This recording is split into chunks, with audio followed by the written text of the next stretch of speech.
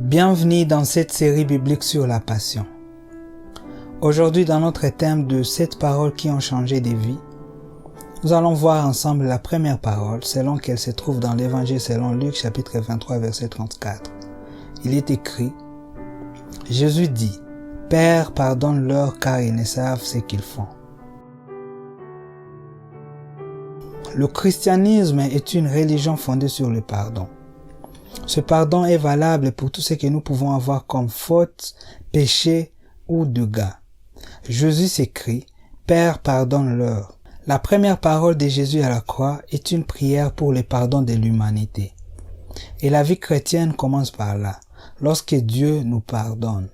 Et ce pardon justifie même le sens de la croix et de l'amour de Dieu. Jésus est mort à la croix par amour pour nous, pour que nous ne soyons pas jugés par Dieu, mais que nous soyons justifiés et pardonnés de toute iniquité.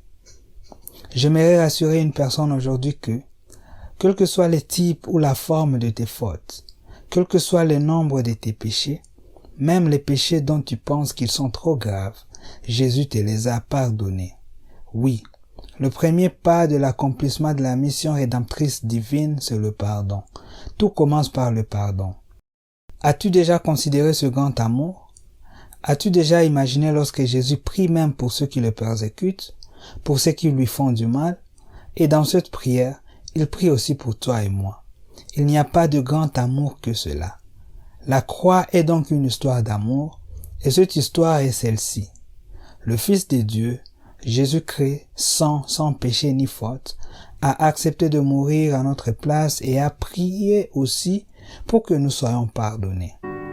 C'est pourquoi, spécialement dans cette saison, j'aimerais te demander de répondre à l'appel de l'amour de Dieu, de répondre à cet appel en acceptant le pardon de Dieu par une sincère repentance, et tu auras l'assurance du salut, mais aussi en quittant une vie de culpabilité, et commence dès lors une vie de liberté et de communion avec Dieu.